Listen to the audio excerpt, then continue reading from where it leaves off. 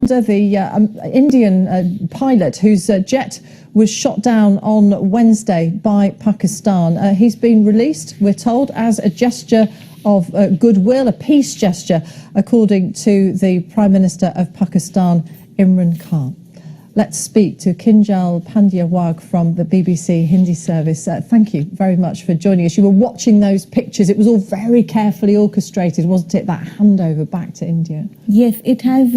Indians have been waiting for his return since this morning. It was told that he'll be coming back to India in the first half, in the afternoon, but obviously it's taken long hours, and there have been crowds that have gathered at the border in Wagah.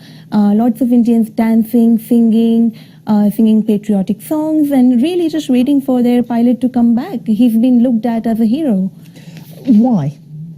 Because it was the Indian airstrike that was in Pakistani airspace, trying to attack the militant camps in Pakistan, and that was looked at as a brave thing for India. They felt that was a good way of retaliating against Pakistan after the militant attack on 14th February.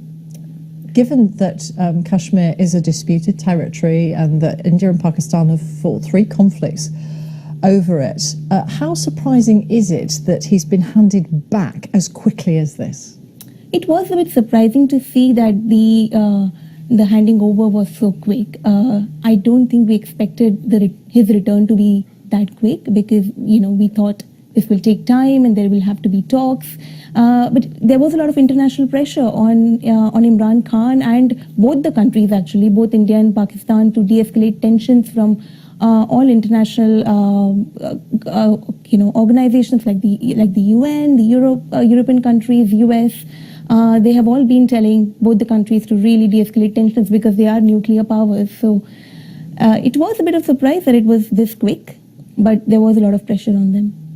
Now, the pilots issued a statement saying that he was treated very well by the Pakistan military, that he was facing a mob and that he was effectively rescued by Pakistani soldiers. We don't know what kind of pressure he was under when he was making those statements, but he was critical as well of the way the Indian media have reported this story and how they report tensions between Pakistan.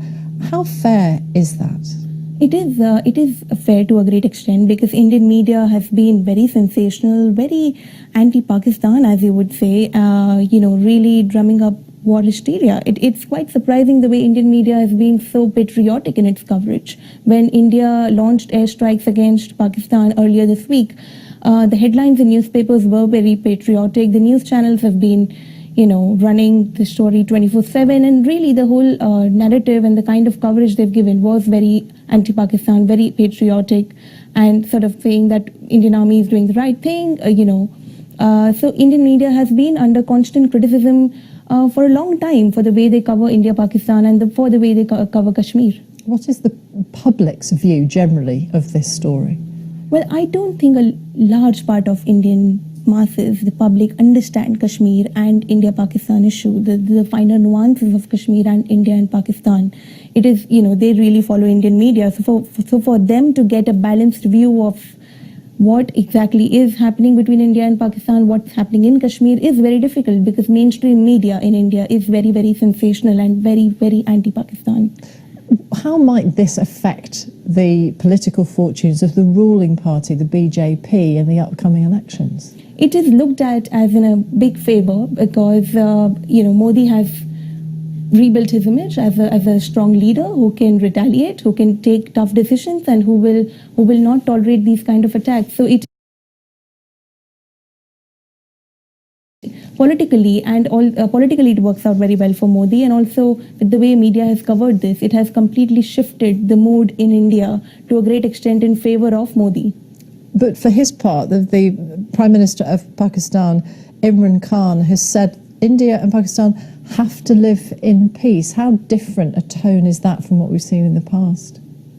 Well, yes, he has been very measured and he has been very measured in responding to India, and he has said that we need to sit down together and talk, but we haven't really seen any response from India yet to that.